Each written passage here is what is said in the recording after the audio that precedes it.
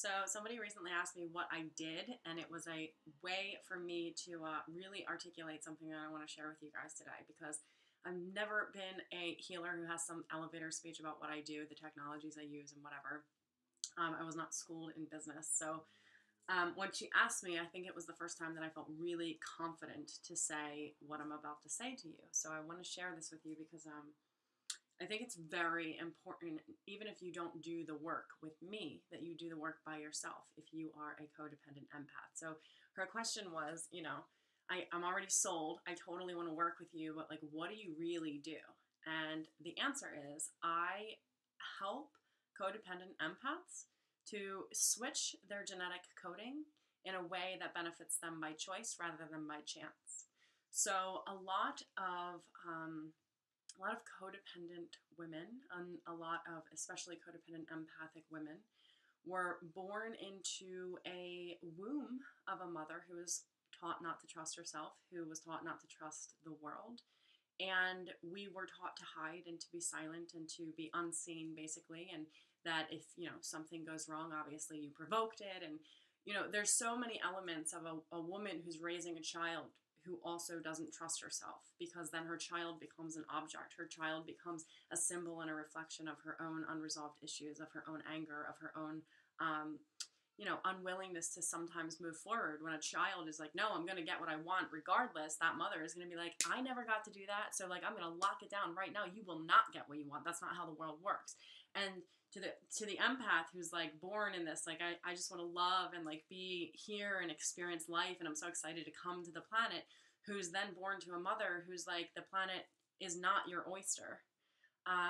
There becomes like a filter. And that filter then is codependency. So actually being an empath is not a problem. Being a trained empath is necessary, I do believe, because the true healing powers of an empath are to feel into your own self. And what often happens with codependent empaths is that they're feeling everybody else's stuff. So it's like a computer screen that if I put two tabs up on the computer screen, one of them can play like this beautiful Hallmark romance, ideally without the bullshit drama that goes on in between, and the other is playing like some terrible horror film. And what often happens with a codependent empath is that they're running two films on the same screen in their mind, and they haven't learned what's theirs and what's not theirs, and they haven't learned to actually just switch on to the aspect of the film that they choose rather than the one that they experience by default. So I was definitely the kid who would like, I remember being in a crib, like as young as being in a crib, and having visions that were almost like in the dark. It became light visions of terrible, tragic things happening. So the empath is somebody who will run on the imprints of a geographic space and sometimes not even know it. Excuse my daughter, she's screaming. So the point in saying that is that when we become a trained empath, we actually can attune so strongly to the vibration of our signature, the signature that we were before our mothers told us we weren't allowed to be that. And doing that, we can experience other people's emotions and responses and whatever, and we can distance ourselves objectively and see it and go, okay, I don't have to fix that, because that's the codependent part that actually does need to be uplifted before you can even attune to your own true empathy. Is to have to, you get to move away the pieces of yourself that say, okay, because I feel this person, that means I have to save this person. Or because I feel this person, that means I'm going to make them comfortable because I'm actually uncomfortable with their discomfort. Where a true empath, when you really step into that, you'll be able to see and witness somebody else's discomfort and hold space for them to be there.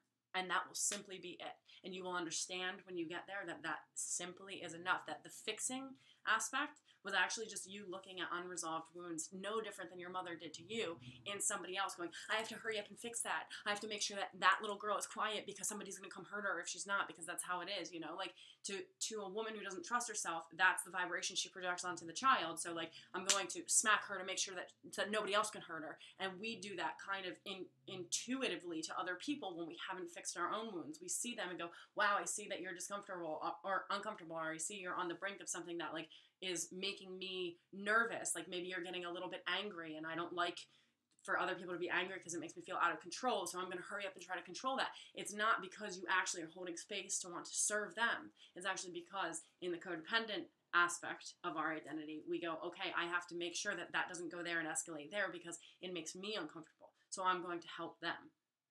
The difference between the codependent and the empath is that the codependent will probably likely involve herself, where the empath will likely just watch.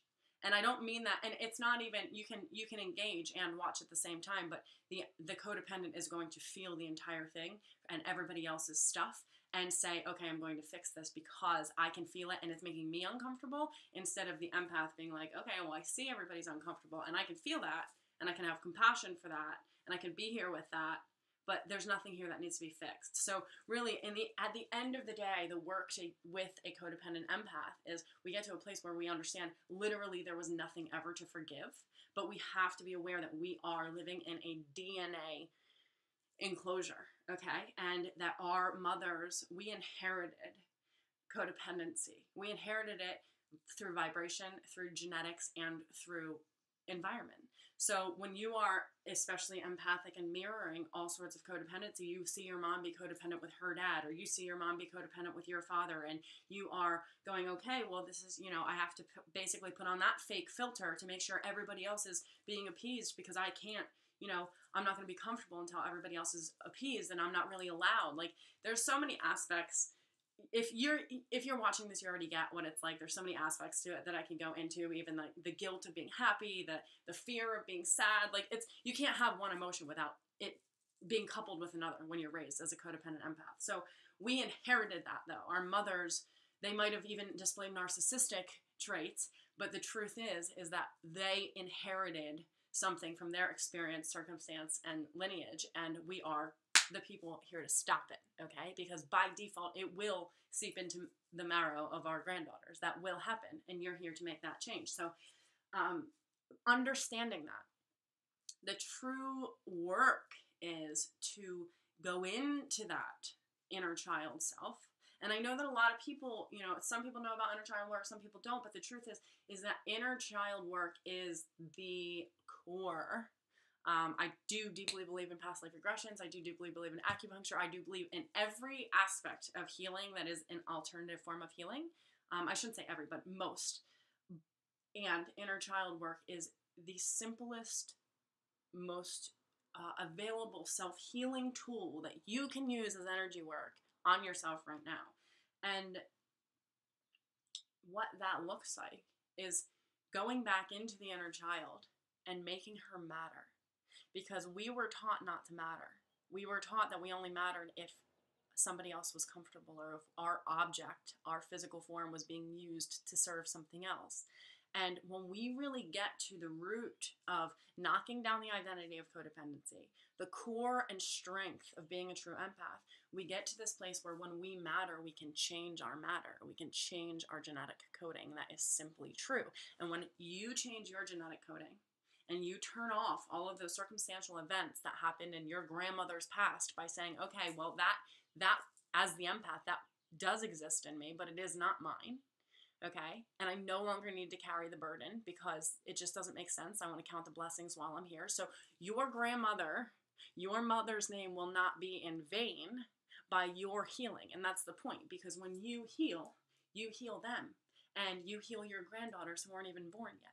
So the work that I do is really making the person matter, and we can't do that until we work through the layers of codependency and get to the empathy and train the empathy, and then you understand that you matter, and that you are in matter, and that you can change matter. And when you understand that, and that's simply all you are, is a meat suit of matter, you can use the light body to turn things on and off that you want to represent to your granddaughters, the legacy that you want to leave, by changing now what has been before. So you might have had the most quintessential childhood, and you might have had a stay-at-home mom, but the truth is, if you had a mom who didn't trust herself, she taught you not to trust yourself. And when we are taught not to trust ourselves, we feel totally insane. And I guess I should give a plug here that I did write a book, Imperfectly Sane, and somebody recently reached out to me and said, thank you, it was awesome. So I want to plug that here because in the same exact respect, same day email, somebody else said that she had previously thought that she was too independent to be a codependent. And I want to say something about that too, because Independence is a cover-up of the original wound that we actually needed and were dependent at a time where nobody was going to come to us. So this strive for independence is to get away from, instead of heal a previous wound, it's to get away from this fact that at a time that we desperately needed somebody, we were unseen, unheard, and nobody was available for us how we needed.